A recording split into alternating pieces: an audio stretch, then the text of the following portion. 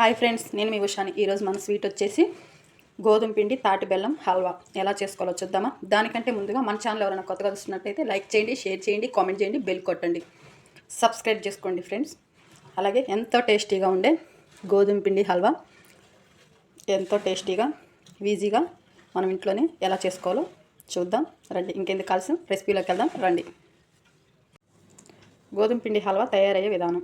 ముందుగా ఒక బాండీ పెట్టుకొని దీంట్లో కొంచెం నెయ్యి వేసుకుందాం. ఒక 2 టేబుల్ స్పూన్ల నెయ్యి, 2 టేబుల్ స్పూన్ ఆయిల్,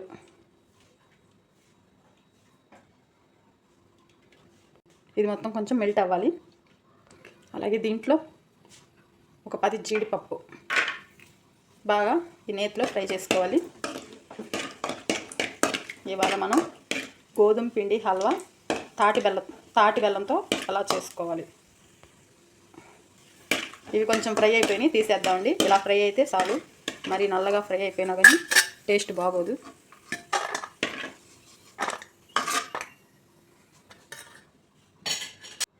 అలాగే ఒక కప్పు తాటి బెల్లం.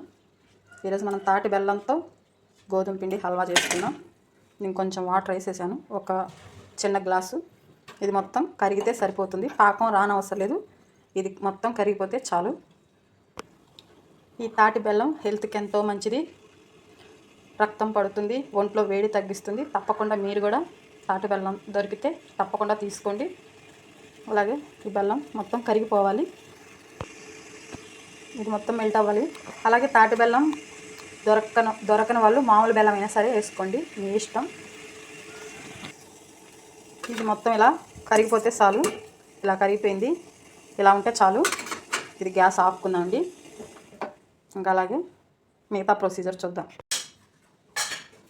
అలాగే దీంట్లోనే 1 కప్పు గోధుమ పిండి, అలాగే గోధుమ పిండి అంతా ఈ నేతిలో ఆయిల్లో బాగా కలుపుకోవాలి. ఇది మొత్తం ఇలా బాగా కలుపుకోవాలి. ఇది మొత్తం ఈ నేతిలోనే బాగా ఫ్రై అవ్వాలి. బాగా నేతిలో ఫ్రై చేసుకోవాలి. ఈ గోధుమ పిండి నేతిలో ఆయిల్లో ఫ్రై అయిపోయింది. దీంట్లో మనం ఇందాక కరిగించి పెట్టుకున్నాం కదా బెల్లం వాటర్, కొంచెం కొంచెంగా పోసుకుంటూ ఇది బాగా కలుపుకోవాలి. కొంచెం కొంచెం పోసుకుంటూ ఉండలు లేకుండా బాగా కలుపుకోవాలి. ఉండలు ఏమీ లేకుండా కొంచెం కొంచెంగా చూసుకొని పోసుకోవాలి, ఒక్కసారిగా పోసుకోకూడదు. ఈ వాటర్ ఇదంతా పీల్చుకునే వరకు ఇది కొంచెంగా పోసుకోవాలి. ఉండలు ఏమీ లేకుండా అంతా బాగా మంచిగా కలిసేలా కలుపుకోవాలి.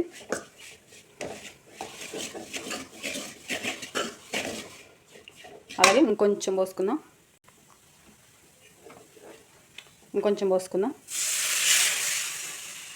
సేమ్ ఇది కూడా అలాగే ఈ బెల్లం పాకంలో ఇదంతా అబ్జర్వ్ అవుతూ ఉంటుంది, మొత్తం దానికి పట్టాలి. అలా చూసుకొని కొంచెం కొంచెం పోసుకోవాలి, ఒక్కసారిగా మాత్రం అస్సలు పోసుకోవద్దు, టేస్ట్ రాదు. ఇలా చేస్తేనే టేస్ట్ బాగా వస్తుంది.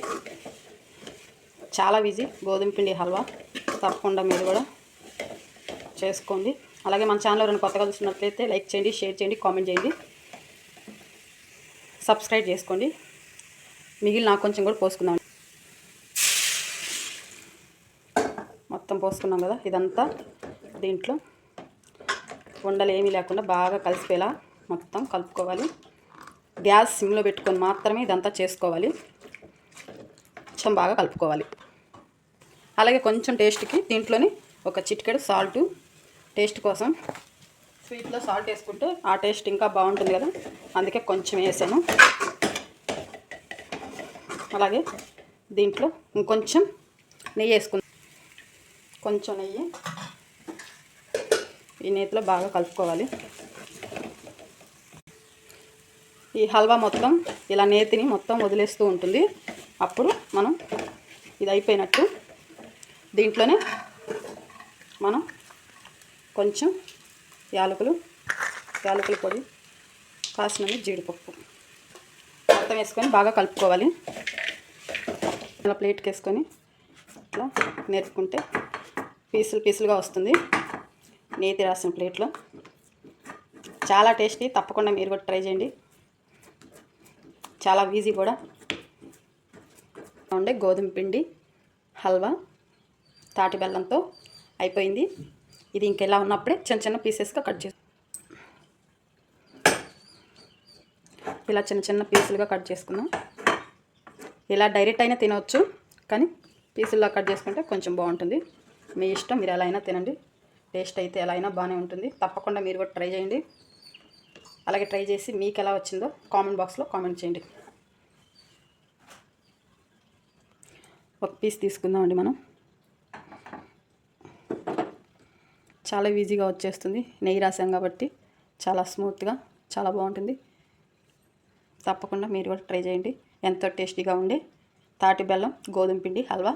ఈ రెసిపీ కానీ మీకు నచ్చినట్టయితే లైక్ చేయండి, షేర్ చేయండి, కామెంట్ చేయండి, సబ్స్క్రైబ్ చేసుకోండి. మరొక రెసిపీతో మళ్ళీ కలుద్దాం. Bye friends.